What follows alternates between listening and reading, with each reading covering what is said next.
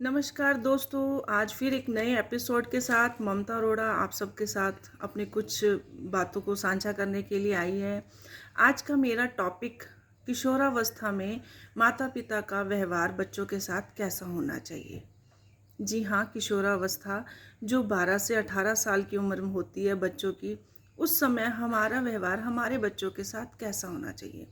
ये ऐसी अवस्था है जिसमें माता-पिता का व्यवहार बच्चों के साथ एक मित्र जैसा, दोस्त के जैसा, फ्रेंड के के जैसा होना चाहिए।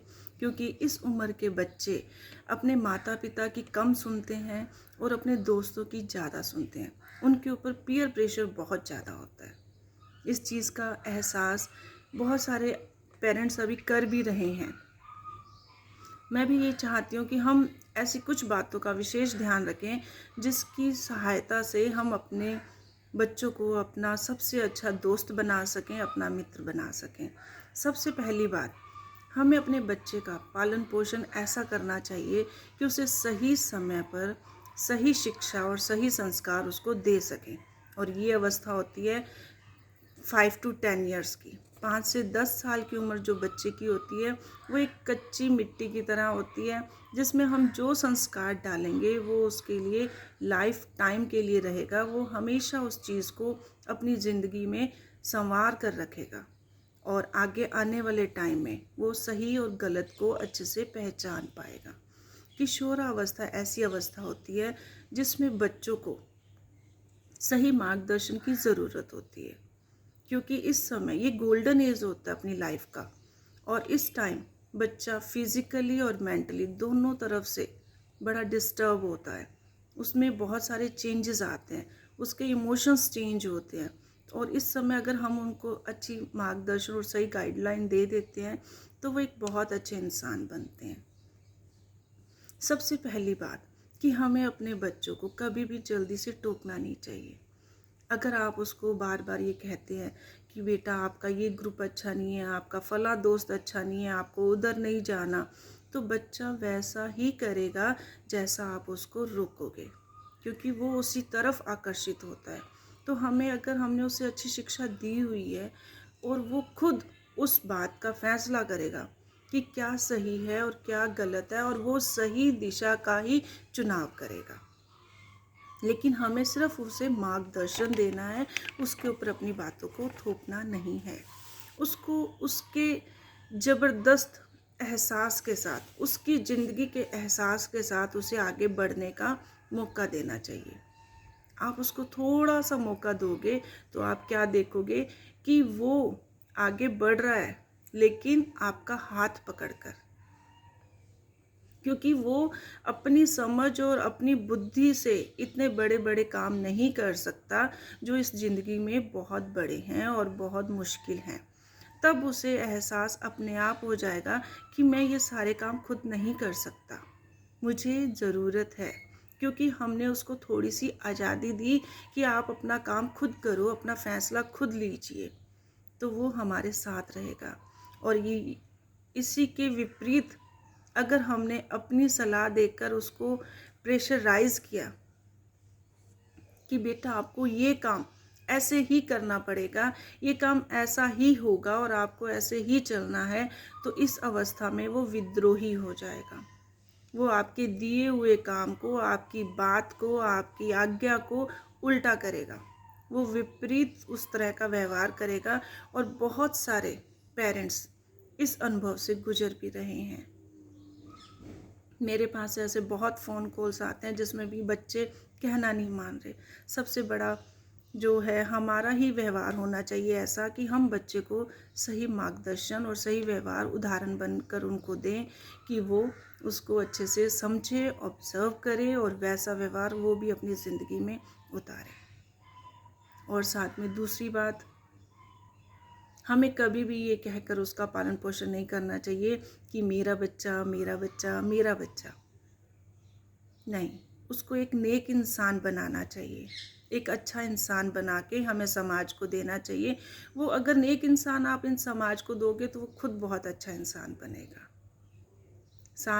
इस अवस्था में बच्चे बहुत क्यूरियोसिटी वाले होते हैं, वो बहुत जिज्ञासु होते हैं और बहुत सारे प्रश्न हमारे साथ साझा करते हैं, और हमें हर उसके प्रश्न का उत्तर बड़ी धीरजता से और सत्यता के साथ देना चाहिए। उसके हर प्रश्न का उत्तर हमें देना चाहिए, लेकिन वो सही होना चाहिए, इस बात का हमें विशेष ध्यान रखना चाहिए। अगर हमारा उत्तर गलत हुआ तो उसका मार्गदर्शन भी गलत हो जाएगा। अगर आपको ये कोई भी उसके प्रश्न का उत्तर नहीं आता तो आप घबराएं नहीं, आप उसके साथ दोस्त की तरह व्यवहार करें और उसको बताएं कि बेटा मेरी नॉलेज अभी इतनी नहीं है, चलो दोनों मिलकर इसका आंसर ढूंढते हैं। तो अपने बच्चे के साथ उसके पूछे हुए प्रश्न का उसका आंसर ढूंढ के उसको आंसर दीजिए।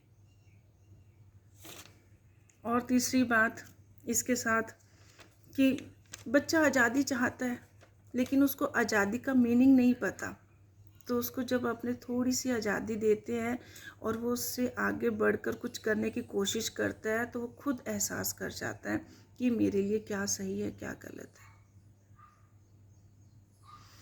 हम जो सोचते हैं हमारी वही वाइब्रेशंस हमारे बच्चे तक पहुंचती हैं। अगर हमारे दिमाग में ये चलता है कि ये बहुत परेशान करता है, ये बहुत तंग करता है, ये कहना नहीं मानता है, तो आपकी जो ये थॉट है, जो ये प्रोसेस है, यही वाइब्रेशन आपके बच्चे तक आपकी पहुंचती हैं।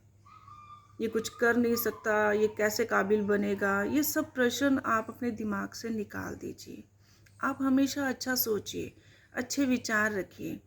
आप अपने बच्चे के बारे में ये सोचिए कि ये अभी बच्चा है, ये अभी छोटा है, ये अभी सीख रहा है, इसको सही मार्गदर्शन की ज़रूरत है, ये बड़ा होकर ज़रूर कुछ करेगा, मुझे विश्वास है। आपकी इस तरह की वाइब्रेशन आपको भी अच्छा रखेंगी और आपके बच्चे तक भी अच्छी वाइब्रेशन पहुंचेगी, और धीरे धीरे धीरे धीरे आपका बच्चे के व्यवहार में और आपके घर के वातावरण में बहुत परिवर्तन होगा। हमें कुछ नहीं करना, हमें सिर्फ उसे गलत प्रभावों से बचाना है। गलत प्रभाव हमारे भी हो सकते हैं, ये नहीं है कि बच्चा समाज से गलत प्रभाव लेकर आता है। घर के प्रभाव में भी बहुत कुछ ऐसा होता है जिससे बच्चा बहुत जल्दी सीखता है, तो हमें अपने प्रभाव को भी ध्यान में रखना है।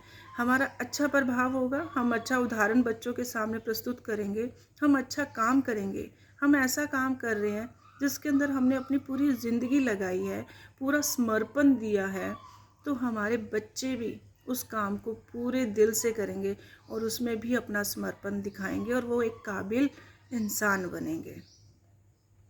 और अगर हमारा जुड़ाव हमारे जीवन के प्रति सकारात्मक नहीं है, हम बहुत मेहनत नहीं कर रहे हैं, सिर्फ बातें करते हैं, तो बच्चा वो सब भी देख रहा है। वो देखता है कि आप मेरे माता पिता का जब खुद का जुड़ाव अच्छा नहीं है, खुद का उनका सकारात्मक व्यवहार नहीं है, तो आप और मैं उनसे कैसे एक अच्छे इंसान होने की बात को मान सकते हैं, कैसे मान ले कि वो एक अच्छा इंसान बनेगा।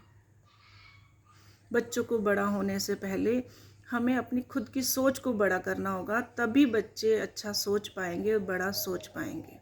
बच्चों की चिंता छोड़ दीजिए, पहले सबसे पहले हमें अपने आप को एक अच्छा इंसान बनाना है। आप खुद अच्छे इंसान बनिए, बच्चे अपने आप अच्छे इंसान बनेंगे और खुद बहुत अच्छे काबिल इंसान बनेंगे। बस इन्हीं शब्दों के साथ आज का एपिसोड ख़त्म करती हूँ, फिर नए एपिसोड के साथ जल्दी मिलती हूँ। जय जिनेंद्र, नमस्कार।